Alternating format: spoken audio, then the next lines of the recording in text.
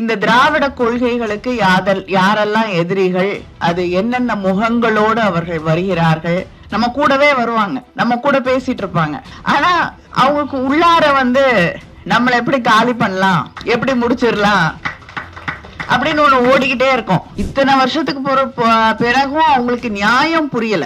எந்த இடங்களுக்குள்ளெல்லாம் நம்ம வர முடியாது என்ற ஒரு நிலை இருந்ததோ, இன்று அந்த இடங்களிலே அவர்களை கொண்டு அழகு பார்ப்பதுதான் திராவிடம். இப்படியெல்லாம் கனவு காணலாமா? தப்பு இல்லையா?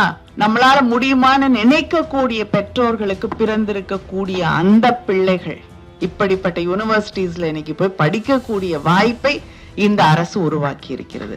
இததான் அவர்களால் சகித்துக் கொள்ள முடியவில்லை. என்னென்னவோ பிளவுகளை, பிரிவுகளை நமக்குள்ள ஏற்படுத்தலான்னு நிறைய கனவுகளோடு வேலை செஞ்சுட்டு இருக்காங்க. சில பேர் கோயிலுக்கு போவாங்க, சில பேர் மத நம்பிக்கைகளில் மூழ்கி இருக்கக்கூடியவர்களாக இருப்பார்கள். ஆனா அத்தனை பேரும் பெரியார திட்டினீங்கன்னா ஒன்னா நிக்கக்கூடிய ஒரு மாநிலம் தமிழ்நாடு. மஞ்சுளா பேசும்பொழுது சொன்னார், பெண்களுக்கு விட்டு கொடுத்து பழக்கம்னு. அதெல்லாம் வேண்டாம்.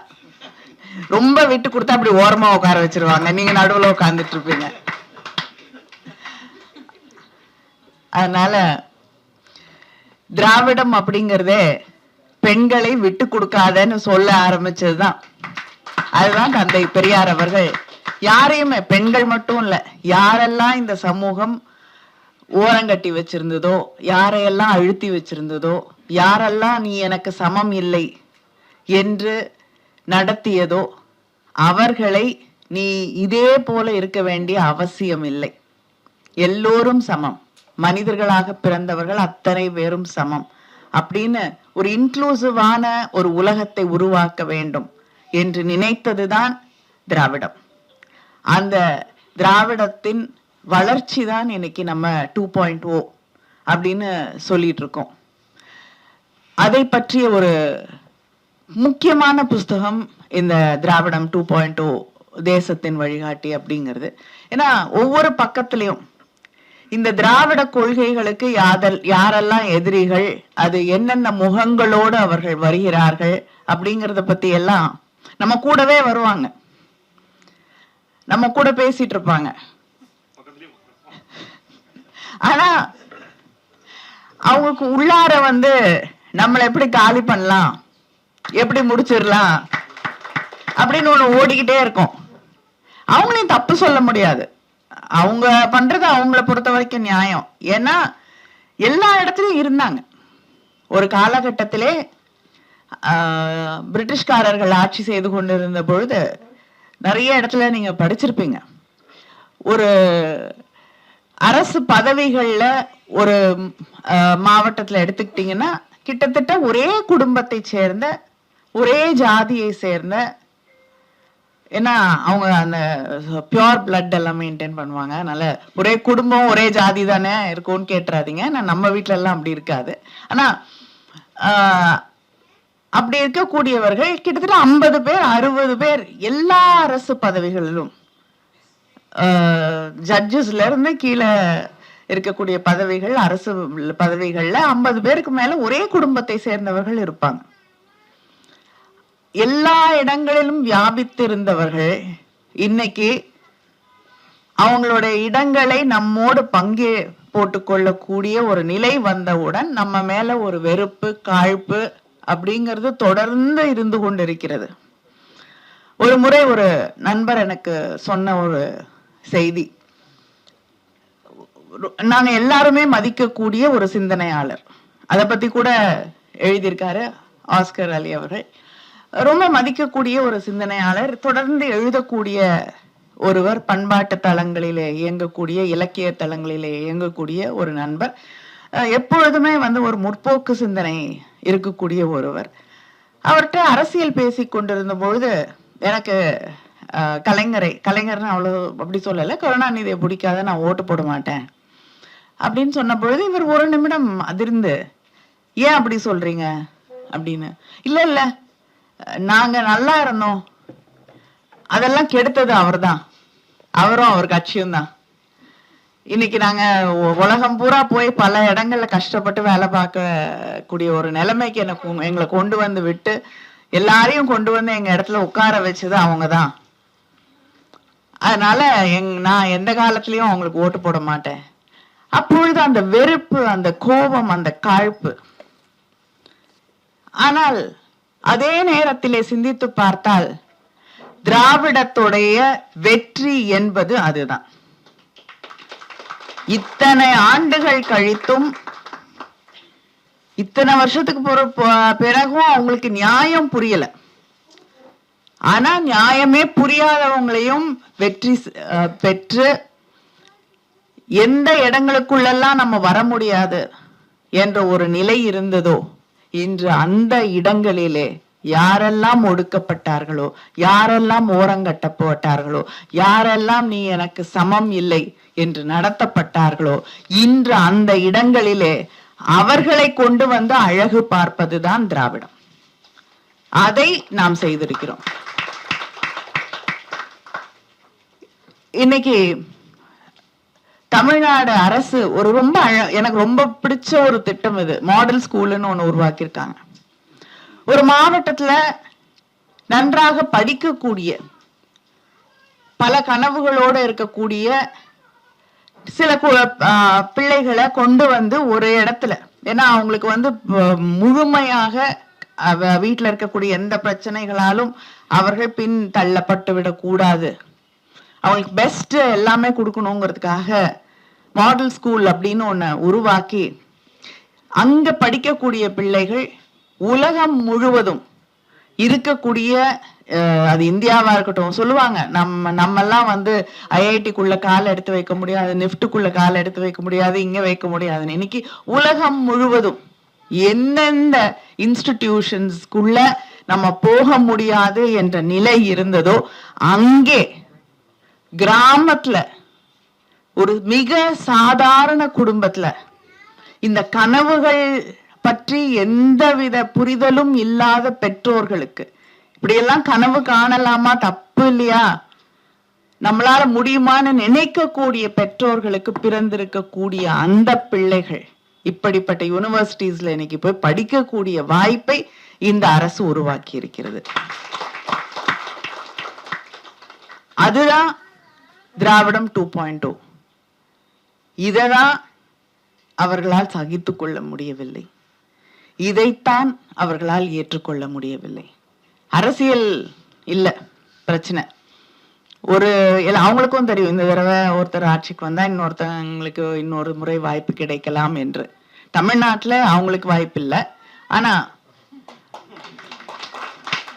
வேற யாருக்காவது வாய்ப்பு கிடைக்கலாம். ஆனால் தமிழ்நாடு அவர்களுக்கு கதவை பூட்டியே வைத்திருக்கிறது. அதுக்கு நம்முடைய அடிப்படையில நமக்கு இருக்கக்கூடிய இந்த திராவிடம் என்ற அந்த உணர்வு, அதுதான் நமக்கு திராவிடம் சொல்லி தந்திருக்கக்கூடிய ஒரு முக்கியமான விஷயம். இந்த திராவிடம் பற்றி நாம் பேசும் பொழுது இதுதான் நமக்கு அரணாக நிற்கக்கூடியது. அதை நம் அடுத்த தலைமுறைக்கு கடத்தி செல்ல வேண்டும், அடுத்த தலைமுறைக்கு கற்றுத்தர வேண்டும். அதுல நமக்கு சரியான புரிதல் இருக்க வேண்டும். எது நம்முடைய கடமை, எது கடமையோட நிக்கணும், அதுக்கு அடுத்தபடிக்கு போனோம்னா அது கடமையை தாண்டி வேற ஒரு விஷயமா மாறிடும். அந்த புரிதல் நமக்கு இருக்க வேண்டும். அதே நேரத்துல அவர்கள் யார் என்பதை அடையாளம் கண்டுகொள்ள பெரிய பெரிய சிந்தனைகளை பற்றி அவர்கள் பேசலாம், பெரிய புத்தகங்களை எழுதலாம், புதிதாக ஒரு கோணத்திலே சிந்திப்பதாக நம்மோடு உரையாடலாம். ஆனா அதுக்கெல்லாம் பின்னாடி இருக்கக்கூடிய நோக்கம் என்ன என்பதை நாம் சரியாக கண்டுகொள்ள வேண்டும். இங்க பேசும்பொழுது இந்த நாடே கொண்டாடக்கூடிய சில நேர்மையாளர்களை பற்றி எல்லாம் செந்தில் அவர்கள் பேசினார். ஆனா அவங்களுடைய உண்மையான பின்புலம் என்ன என்பதை நாம் புரிந்து கொள்ள வேண்டும். நம்மளை பத்தி 1000 விஷயங்களை தொடர்ந்து தூற்றிக்கொண்டே இருப்பார்கள். நம்ம என்ன நினைப்போம், நம்மளுடைய தலைவர்கள் என்ன நினைக்கிறாங்க, நம்ம என்ன நினைக்கிறோம்னா, இதெல்லாம் பரவாயில்ல, நீ என்ன வேணாலும் பேசு, எனக்கென்று ஒரு கடமை இருக்கிறது, அதை நான் செய்ய வேண்டும் என்று. ஆனா அவங்க அப்படி இல்லை. அவங்களுக்கு ஏதோ ஒரு அந்த நூல் அப்படிங்கறதெல்லாம் நான் சொல்ல வரல, ஒரு கோடு ஒண்ணு இருக்கும். இங்க இருந்து ஏதோ ஒரு இடத்துல கனெக்ட் பண்ணிட்டே இருக்கும். ஒரு 2 வேறு தளங்களிலே இயங்கக்கூடியவர்கள் எந்த விதமான கருத்து ஒற்றுமையோ அவங்க நம்பக்கூடிய விஷயங்களே வேற வேற தளங்களை சார்ந்ததாக வேற வேற துருவங்களாக இருந்தாலுமே, ஒருத்தர்கிட்ட போய் இன்னொருத்தரை பத்தி கேட்டீங்கன்னா இந்த மாதிரிலாம் பேசுவாரு, ஆனா ரொம்ப நேர்மையானவர், நல்லவர். அதனாலதான் நமக்கே ஆச்சரியமா இருக்கும், இவருக்கும் அவருக்கும் என்ன சம்பந்தம், அவருக்கு ஒரு பிரச்சனைனா இவர் ஏன் இவ்வளவு பதறிட்டு ஓடுறாருன்னு, ஏன் இப்படி பாதுகாக்க துடிக்கிறார்கள் என்று. ஆனா நம்ம கிட்ட வந்து கேட்டா என்ன சொல்லுவோம்னா, நல்ல எல்லாம் சரிதான் அப்படின்னு முதல் ஆளாக தவறு சொல்லி அவர்களை ஓரங்கட்டுறதுக்கு நம்ம தான் பேசிட்டு இருப்போம்.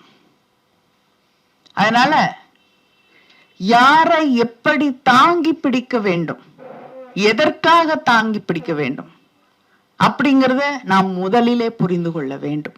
கருத்து வேற்றுமைகள் இருக்கலாம், ஆனா எல்லாத்தையும் தாண்டி நீங்களா இருக்கட்டும், நானா இருக்கட்டும், அப்துல்லாவா இருக்கட்டும், ஷானவாஸா இருக்கட்டும், திரு ஜெயஜரஞ்சன் அவர்களாக இருக்கட்டும், ஆண்டனி அவர்களாக இருக்கட்டும், எல்லாரும் எந்த களத்திலே பணியாற்றி கொண்டிருக்கிறோம் என்பதை நாம் புரிந்து கொள்ள வேண்டும். எதற்காக பணியாற்றி கொண்டிருக்கிறோம், எதையெல்லாம் பாதுகாப்பதற்கு பணியாற்றி கொண்டிருக்கிறோம் அப்படிங்கறது புரிஞ்சிட்டோம்னாலே யார பதவியில வைக்கணும், யார பதவியில வைக்க கூடாதுன்னு நமக்கு தெளிவா புரிஞ்சிடும். ஏன்னா தேர்தல் நேரத்துக்கு தமிழ்நாட்டை வித்துட்டு அதுக்கப்புறம் நான் பாத்துக்கிறேன் அப்படின்னு சொன்னா காம்ப்ரமைசஸ் அவசியம் உலகத்துல, நான் வந்து இல்லைன்னு சொல்லல. ஆனா எந்த நேரத்துல எப்பொழுது அந்த யாரோடு அதை செய்து கொள்கிறோம் என்பதையும் நாம் புரிந்து கொண்டு செய்ய வேண்டும். அதனால நமக்குள்ளே இருக்கக்கூடிய சின்ன சின்ன வேற்றுமைகள், கருத்து வேற்றுமைகள், இதற்காக நம்ம ஒருத்தர் விட்டு கொடுத்து விட்டு எதை பாதுகாக்க வேண்டுமோ அதை பாதுகாக்க தவறிவிடக் கூடாது என்பதை நாம் புரிந்து கொள்ள வேண்டும். அதுதான் திராவிடத்தை பாதுகாக்கக்கூடிய மிக முக்கியமான ஒன்று. அதை பாதுகாப்பதற்கு எங்கெல்லாம் விழிப்போடு இருக்க வேண்டும் என்று சொல்லுவதற்கான புத்தகம்தான் இந்த புத்தகம். அதனால இதை நீங்க படிக்கிறீங்களோ இல்லையோ, நிச்சயமா உங்க பிள்ளைகளுக்கு வாங்கி கொடுங்க. அவங்க தெளிவோடு இருக்க வேண்டும். திராவிடத்தை பாதுகாப்பது அவர்கள் கைகளிலும் இருக்க வேண்டும். நன்றி, வணக்கம்.